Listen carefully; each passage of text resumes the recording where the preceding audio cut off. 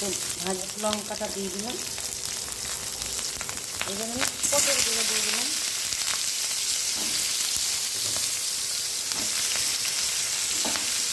সেগুলোকে আমি ভাজা ভাজা করে নেব।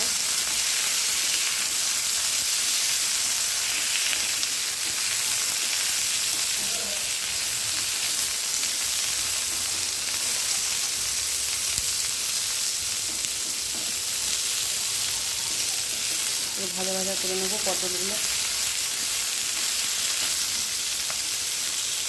আজ আমি পটল, আলু, ভেন্ডি দিয়ে ঘন্ট তৈরি করব। এই যে পটলগুলো আমি ভাজা ভাজা করে নিচ্ছি।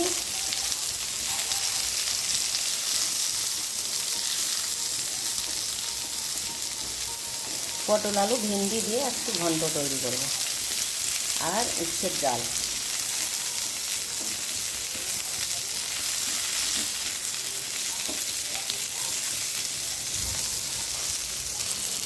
দেখো পটলটা ভাজা ভাজা করে নিচ্ছি।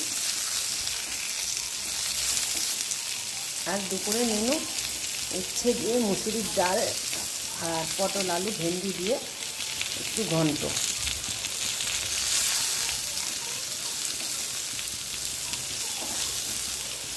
পটলগুলো একটু ভালো করে ভাজা করে নিচ্ছি।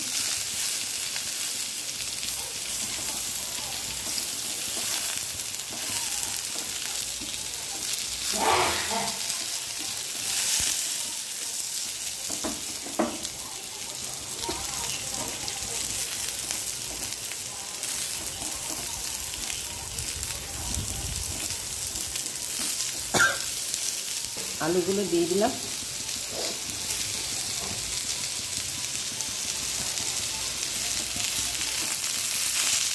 আলু পটল ভালো করে একটু ভাজা করে নেব।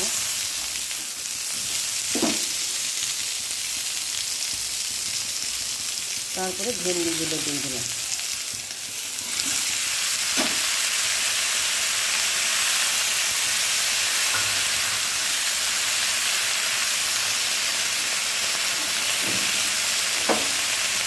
এবার পরিমাণ মতো লবণ দিয়ে দিলাম,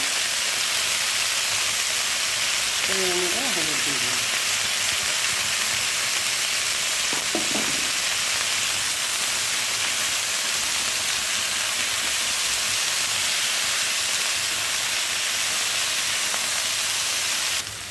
দেখো সব সবজিগুলো কীরকম ভাজা ভাজা হয়ে গেছে।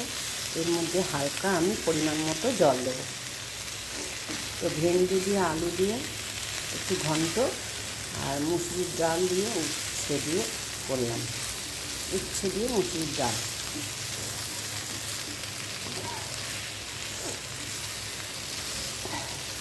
দেখো প্রায় কষা কষা হয়ে গেছে। যে তেল ছেড়ে দিচ্ছি অলরেডি। এর ভিতরে কোনো মশলাই দিইনি, লঙ্কা চিড়ে আর জিরে ফোড়ন দিয়ে তো করলাম। তো দেখো বন্ধুরা তরকারিটা পুরো কষা হয়ে গেছে। এর মধ্যে আমি পরিমাণ মতো জল দিই।